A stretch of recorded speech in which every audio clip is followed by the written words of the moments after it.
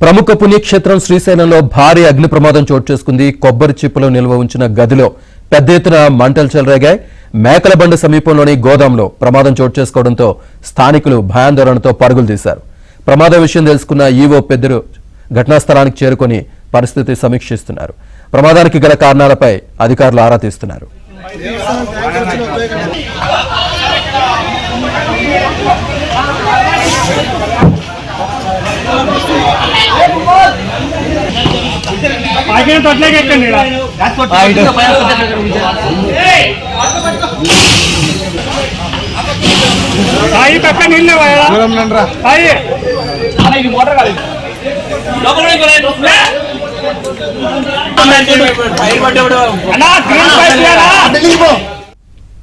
ప్రముఖ పుణ్యక్షేత్రం శ్రీశైలంలో భారీ అగ్ని ప్రమాదం చోటు చేసుకుంది.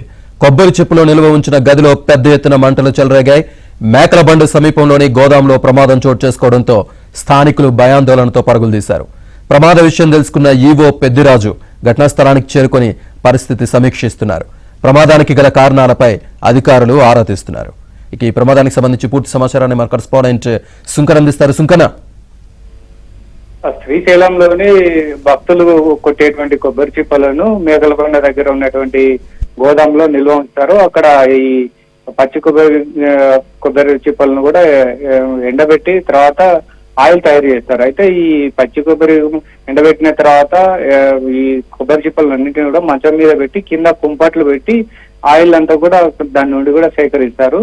అయితే ఈ కొబ్బరి చిప్పలు ఒకటి ఎగిరి కుంపట్లు పడడంతో ఆయిల్ అంతా వేసేసి అంత ఆ మంటలు వ్యాపించాయి. ఆ మంటలు వ్యాపించిన తర్వాత గది అంతా కూడా పూర్తిగా దగ్ధమైనటువంటి పరిస్థితి. పక్క గదిలోకి కూడా మంటలు భారీగా వ్యాపించడంతో అక్కడే ఉన్నటువంటి సిబ్బంది, అదేవిధంగా చుట్టుపక్కల కూడా ఈ సంఘటన స్థలం చుట్టుపక్కలంతా కూడా ఇల్లు ఉండడంతో స్థానికులు కూడా భయాందోళనకు గురయ్యారు.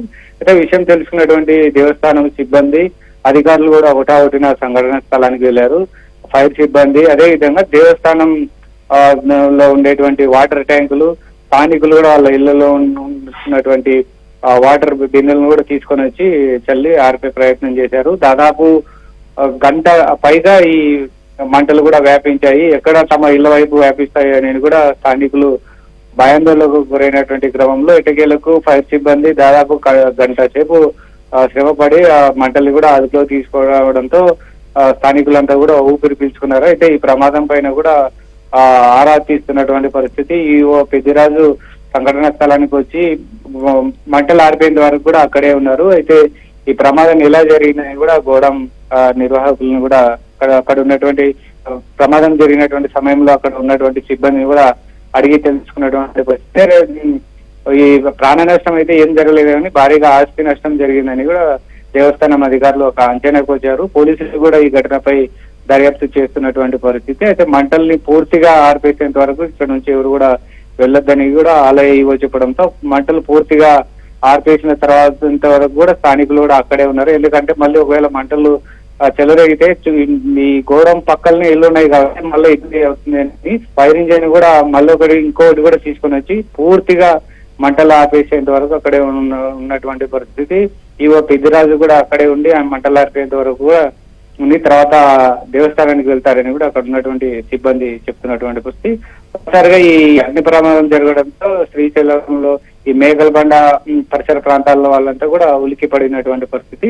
ఎట్టకేలకు ఫైర్ సిబ్బంది సకాలంలో స్పందించి మంటలు ఆర్పేయడంతో స్థానికులంతా కూడా ఊపిరి పీల్చుకున్నారు. Srinivas, right, thank you సుంకన.